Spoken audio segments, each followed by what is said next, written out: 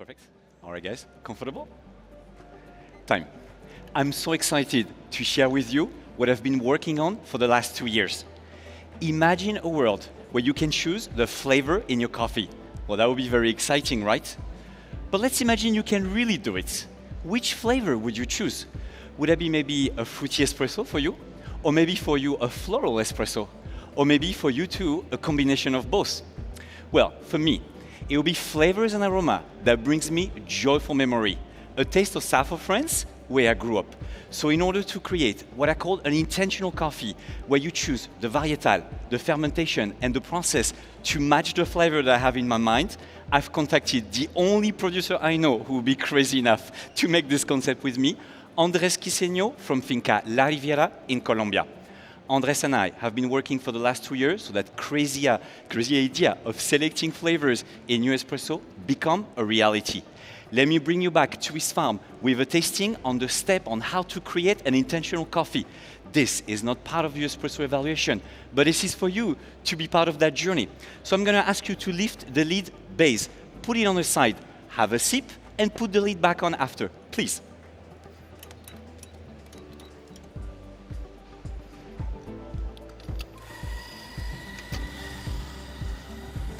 So first, we needed to find a good coffee for this experiment. And we tried many different varietal at his farm. And we found what you just tasted right now, a Sidra varietal grown at 1,500 meters above the sea level. And I choose this varietal for its pleasant mouthfeel. The coffee has been handpicked at the ripest 18% bricks. This is going to give you more sweetness. And this has been washed for 24 hours to give you clean and elegant flavor. But I wanted even more sweetness. So Andres proposed the first intentional fermentation. He depulped the coffee, but keep the pulp, and put it together in a coffee in a fermentation tank. This is called mosto, and it increased the sweetness of the coffee, making it balance with acidity and bitterness, and with this pleasant mouthfeel. It makes a perfect choice for a base coffee. But this is just the beginning, judges. I'm going to ask you to lift the lid fruity, put it on the side, have a sip, and put it back on.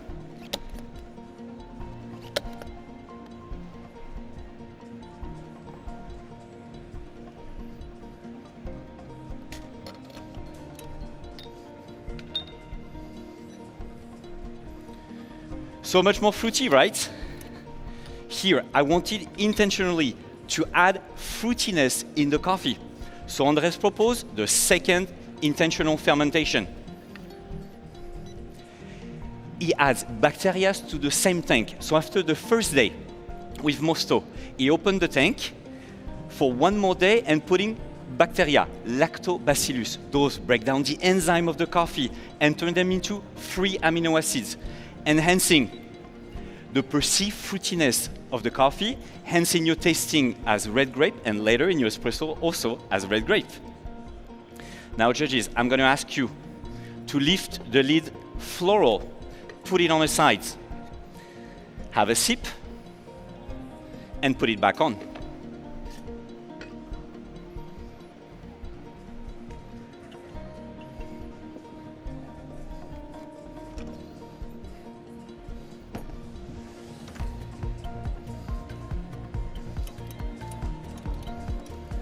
So much more floral, right? Here, I wanted intentionally to have more floral flavor in my espresso.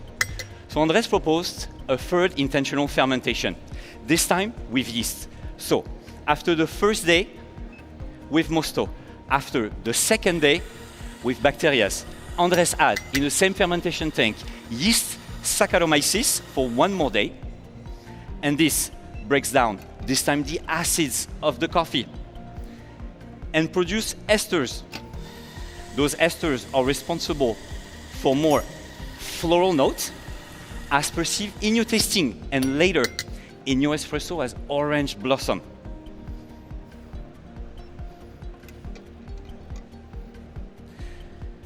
Now, orange blossom, for me, it's a very special flavor. It's an iconic for where I come from. In the south of France, we use that in pastry and in perfume. And so I love this flavor so much.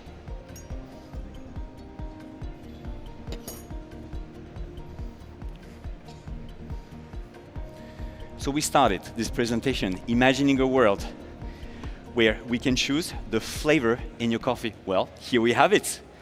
A careful chosen varietal, Sidra, for its pleasant mouthfeel. 3 combined fermentation intentionally, Mosto to increase the sweetness, with bacteria to increase the fruitiness, and then with yeast to increase the floral. This is time for your espresso. Today, my recipe, 20 grams in, 32 grams out, to give you a balanced espresso. For the flavor note, please write down peach, orange,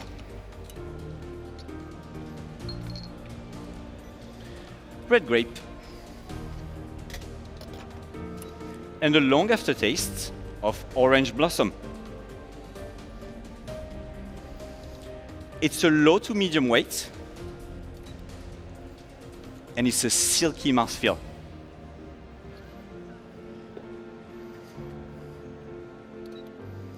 And judges, I'm going to ask you to evaluate the crema, but please wait for my instruction before drinking it.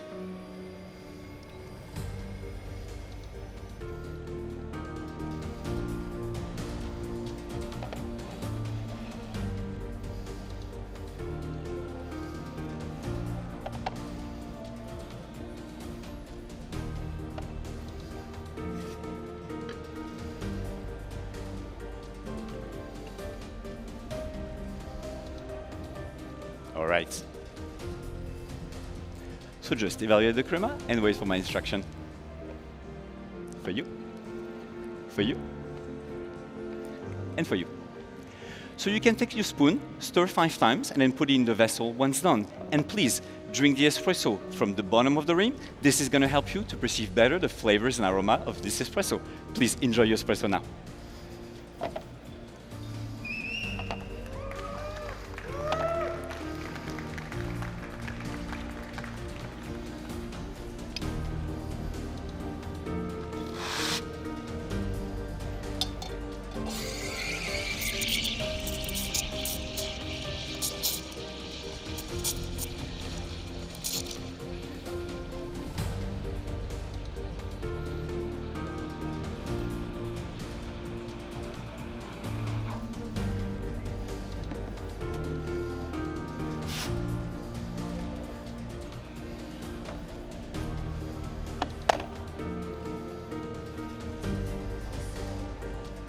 All right, judges, let's move on to the milk drink.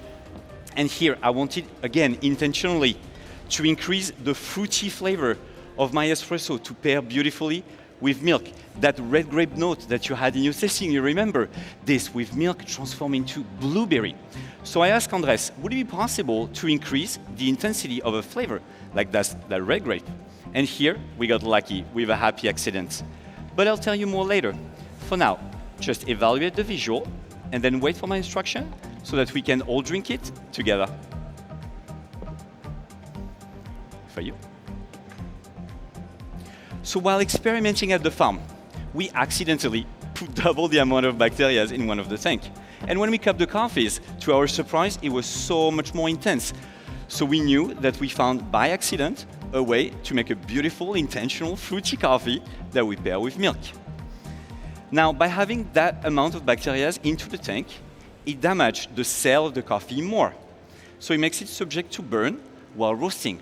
But by roasting gently with a low heat and a short development time, I was able to maintain the integrity of the coffee and all its beautiful flavor that pair with a rich milk. Now for my milk, I'm using 100% cow freeze distill that I removed 50% of the water, giving you a creamy mouthfeel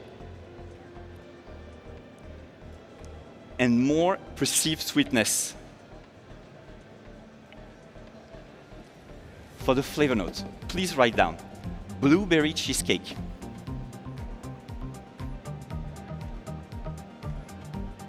violet candy, red grape, a creamy mouthfeel. And it's going to be served cooler than what you guys are used to, 50 degrees temperature, but this is going to help you to perceive better the flavors and aroma of this milk drink. You can now enjoy your milk drink.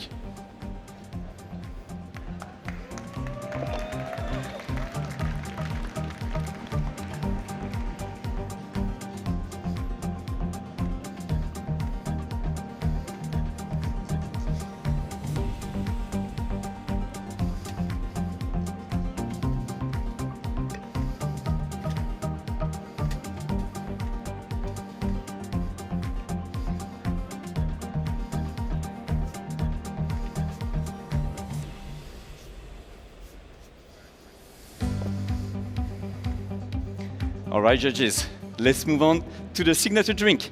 Please turn around and go on this table. Here, I would like to focus intentionally on that floral note, that orange blossom. So I'm gonna elevate the signature drink to make it more refreshing sensation, almost like a cocktail, but without alcohol, of course.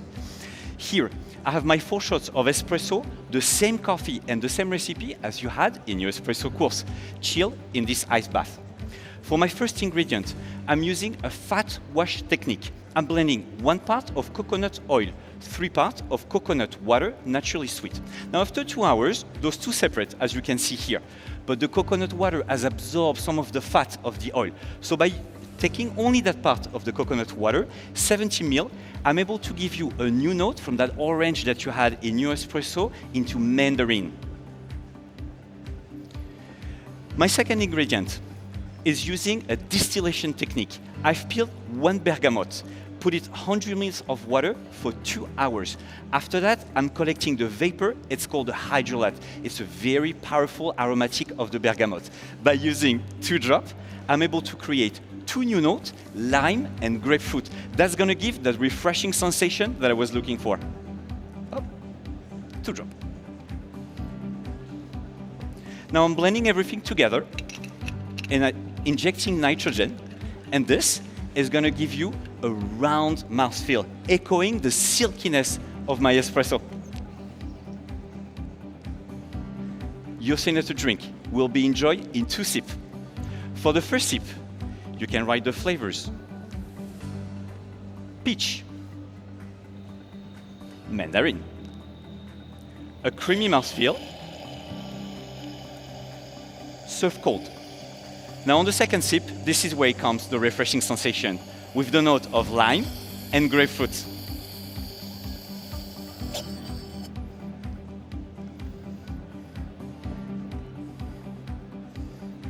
Judges, I'm gonna ask you to enjoy the signature drink when I call my time, and then to have it from the blue part of this vessel that you see in front of you. This is gonna give you a more pleasant mouthfeel.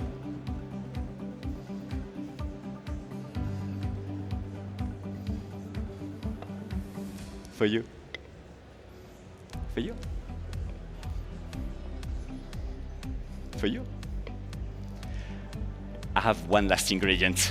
Here, I'm using an innovative technique called supercritical CO2, the ability of a gas, CO2, to transform into liquid, as you can see here, with pressure. This 50 grams of my coarse ground coffee with this gas charged for half an hour is getting all the aromatic of my coffee, all those floral notes like the orange blossom. I'm going to demonstrate to you how you can capture it. Here, I'm capturing all the essence of that orange blossom, already prepared here in half a liter of water. This is going to create a surrounding atmosphere of orange blossom in your drink, reminding you of the espresso. And this brings us to the end of this presentation. We're now living in a world where we can choose the flavor of our coffees.